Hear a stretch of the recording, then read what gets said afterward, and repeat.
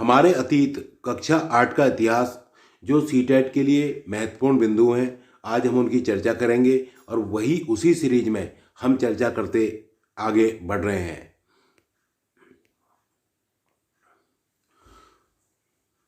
1783 में William Jones को east India company द्वारा स्थापित सुप्रीम कोर्ट में जूनियर पद पर तैनात किया गया और यह एक भाषाविद थे। विलियम जोन्स जो थे ये एक भाषाविद थे। भाषाविद कौन होता है? एक ऐसा व्यक्ति जो कई भाषाओं का जानकार होता है। हेनरी टॉमस कॉलब्रुक और नेथेनियल हॉलहेड के साथ मिलकर जोन्स ने एशियाटिक सोसाइटी ऑफ बंगाल का गठन किया और एशियाटिक रिसर्च नामक शोध पत्रिका का प्रकाशन शुरू किया। किसने? हेनरी टॉमस कॉलब्रुक और नेथेनियल हॉलहेड के साथ मिलकर जोन्स ने एशियाटिक सोसाइटी ऑफ बंगाल का गठन किया और एशियाटिक रिसर्च नामक शोध पत्रिका का प्रकाशन शुरू किया। तो थोड़ा ध्यान देना है आपको बस। 1781 में अरबी फारसी इस्लामिक कानून के अध्ययन को बढ़ावा देने के लिए कोलकाता में मदरसा खोला गया। अरबी फारसी इस्लामिक कानून के अध्ययन को बढ़ावा देने के लिए और 1791 में प्राचीन संस्कृत ग्रंथों की शिक्षा देने के लिए बनारस में हिंदू कॉलेज की स्थापना हुई। तो दोनों को आपको ध्यान रखना है कि कोलकाता में एक मदरसा खोला गया और बनारस में हिंदू कॉलेज की स्थापना हुई। वहाँ वो 1781 में और ये 1791 में।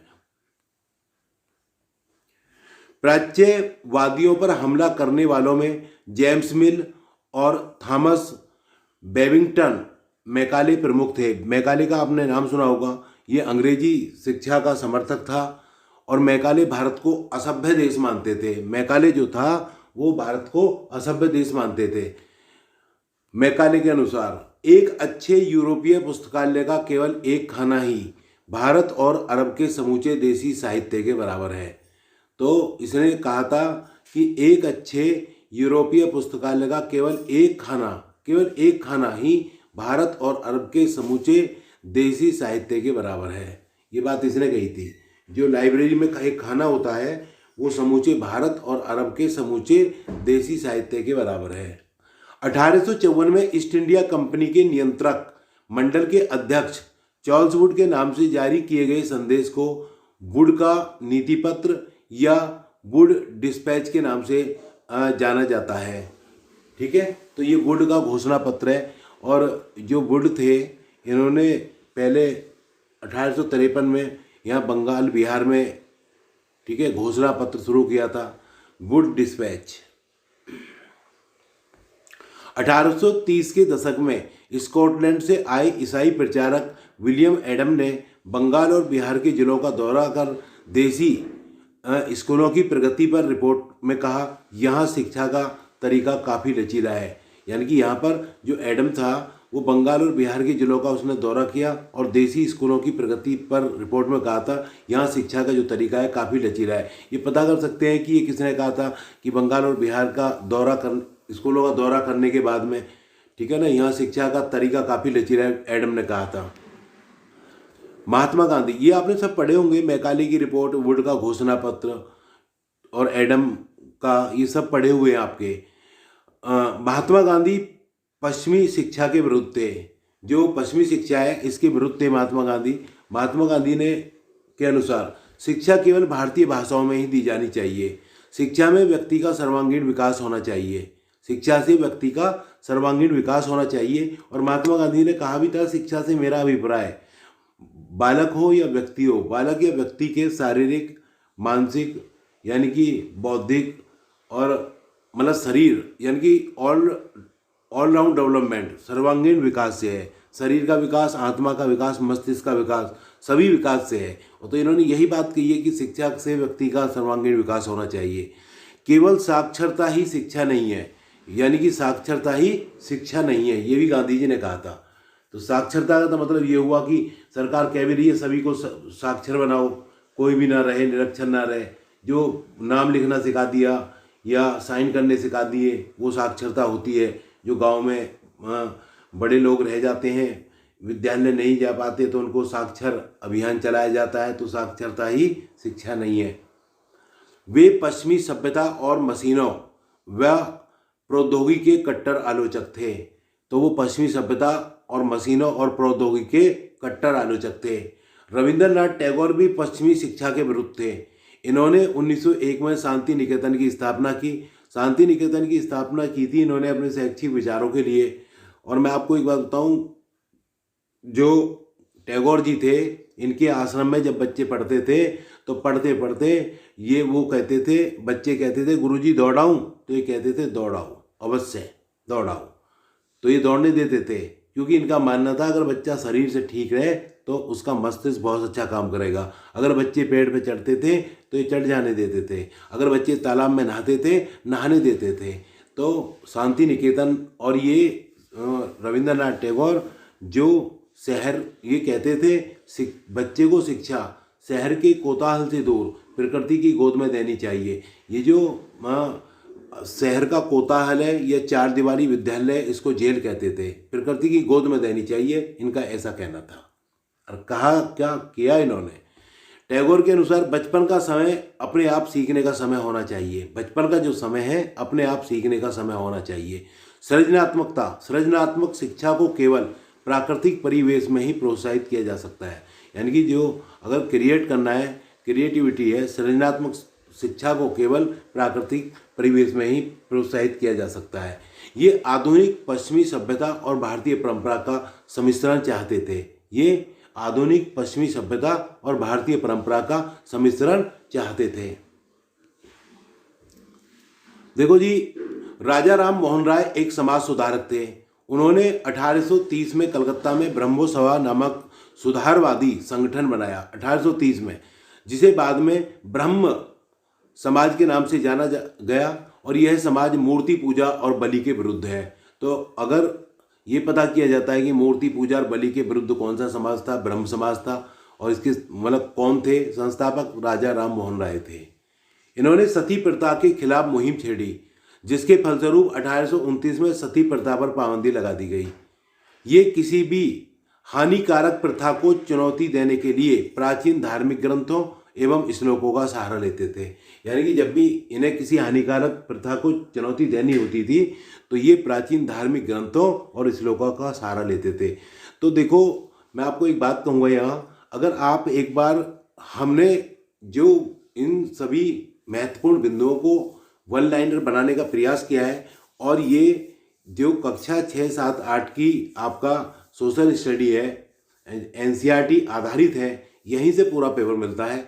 और आप इनको एक बार बस ध्यान से सुनिए तो भी आपका काम हो जाएगा, अच्छे से हो जाएगा। और 60 में से 60 क्वेश्चन यहीं से मिलेंगे। आप 2011 से 2019 तक के पेपर चेक कर सकते हैं, सभी क्वेश्चन यहीं से मिले हैं। और आप अच्छे से पढ़ें और अच्छे से परीक्षा दें। 31 जनवरी को आपकी परीक्षा है।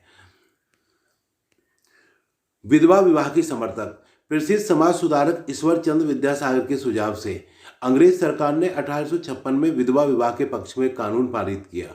ईश्वर विद्यासागर के सुझाव से अंग्रेज सरकार ने 1856 में विधवा विवाह के पक्ष में कानून पारित किया। मद्रास प्रेसिडेंसी के तेलुगु भाषी इलाकों में वीरे सलिंगम पंतुलु ने विधवा विवाह के समर्थन में एक संगठन बनाया था। मद्रास प्रेसिडेंसी के तेलुगु भाषी इलाकों में वीरे सलिंगम पंतुलु ने विधवा विवाह के समर्थन में एक संगठन बनाया था। और आर्य समाज की स्थापना करने वाले स्वामी दयानंद सरस्वती ने भी विधवा विवाह का समर्थन किया। और इन्होंने पंजाब में लड़कियों के लिए एक विद्यालय भी खोला। तो अगर पता किया जाए भाई विधवा विवाह का समर्थन किसने किया था, स्वामी विवेकानंद ने। और पंजाब में लड़कियों के लिए विद्यालय भी खोला था इन्होंने।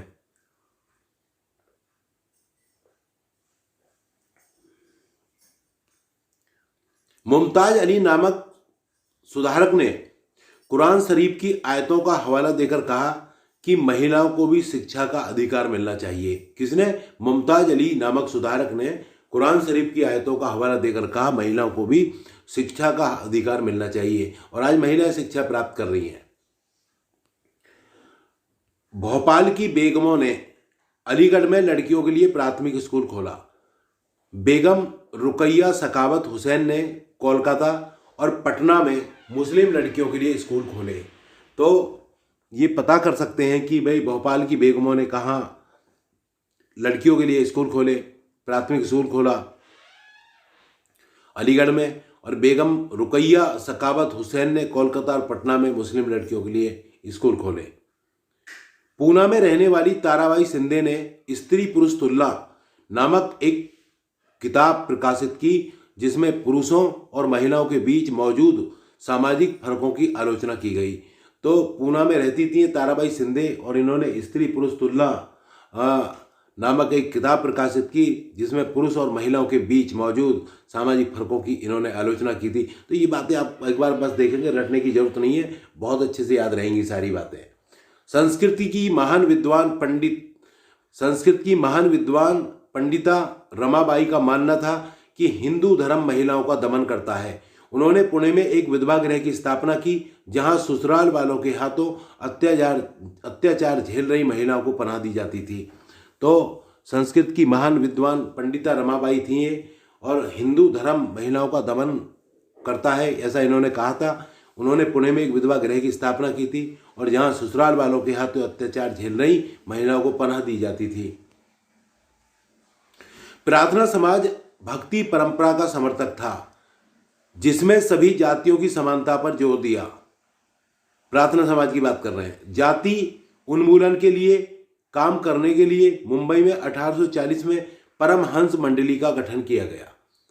ठीक है, जाति उन्मूलन के लिए काम करने के लिए मुंबई में 1840 में परमहंस मंडली का गठन किया गया।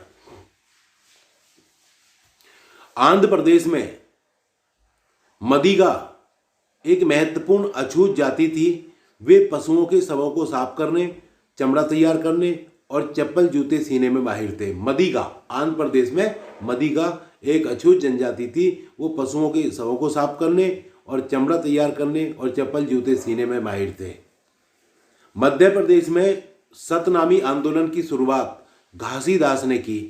केरल में एजवा जाति के श्री नारायण गुरु ने लोगों ने एकता लाने के लिए कहा, औरु जाति, औरु मतम, औरु देवम मनुष्यानु, यानी कि मानवता की एक जाति, एक धर्म, एक ईश्वर हो। तो ये किसने कहा था? देखो, मध्य भारत में सतनामी आंदोलन की शुरुआत किसने की?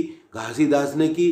केरल में एजवा जाति के श्री नारायण गुरु ने लोगों में एकता लाने के लिए कहा। किसने?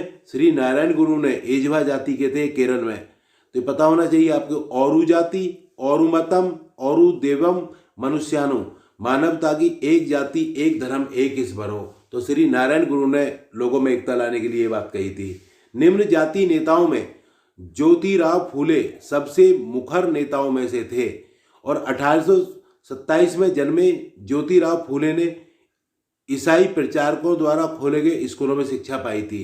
ज्योतिराव फूले ने फूले द्वारा स्थापित सत्यशोधक समाज नामक संगठन ने जातीय समानता के समर्थन में मुहिम चलाई। सत्यशोधक समाज द्वारा, ये फूले द्वारा स्थापित था। 19वीं सदी में ज्योतिराव फूले ने महाराष्ट्र में लड़कियों के लिए स्कूल खोला। उन्होंने लड़कियों के लिए स्कूल खोला। 1873 में इन्होंने गुलामगिरी नामक किताब लिखी, और यह पुस्तक उन सभी अमेरिकों को समर्पित थी जिन्होंने गुलामों को मुक्ति दिलाने के लिए संघर्ष किया। तो ये किताब उनके लिए समर्पित थी।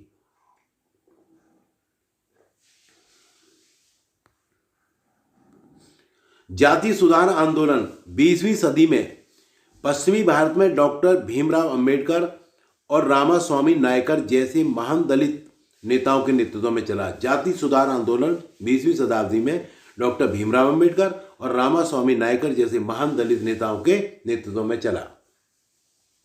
अंबेडकर महार परिवार में पैदा हुए, और इन्होंने 1927 से 1935 के बीच मंदिरों में प्रवेश के लिए 3 आंदोलन चलाए। तो अंबेडकर किस परिवार में? महार परिवार में पैदा हुए थे। पेरियार के नाम से प्रसिद्ध ईवी रामास्वामी नायकर हिंदू वेद पुराणों के कट्टर आलोचक थे। पेरियार के नाम से प्रसिद्ध ईवी रामास्वामी नायकर हिंदू वेद पुराणों के कट्टर आलोचक थे। खास तौर से मनु द्वारा रचित संहिता भगवत गीता रामायण के कटु आलोचक थे। कौन? ईवी रामास्वामी नायकर। अब ये कुछ समाज सुधारक हैं। ब्रह्म समाज के कौन थे? देखिएगा, Raja Ram Mohan Roy, young Bengal movement, Henry Louis Vivian Derozio. Ramakrishna mission के कौन थे? संस्थापक स्वामी विवेकानंद। प्रार्थना समाज के आत्माराम पांडुरंग। वेद समाज के धरलू नायडू। अलीगढ़ आंदोलन सैयद अहमद खान। सिंह सभा आंदोलन 1879 में 79 में अमृतसर में। तो ये देखो जी, एक वीडियो था आपके लिए और मैं समझता हूँ कि आपको समझ में आया होगा सभी को। तो अगर वीडियो अच्छा लगा हो तो आप लाइक करें और सब्सक्राइब करें, अपने दोस्तों को शेयर करें और कमेंट जरूर दें, मोटिवेट हो सकूं ताकि मैं भी आपके लिए कुछ अच्छा कर सकूं। देखो, कक्षा 6, 7, 8 का जो पेपर होता है, ये जो आपका सीटेट की होने वाली परीक्षा है, कक्षा 6, 7, 8 की एनसीईआरटी की पुस्तकों से पूरा पेपर मिलता है। तो इसलिए आप पढ़ते रहिए, करते रहिए। आप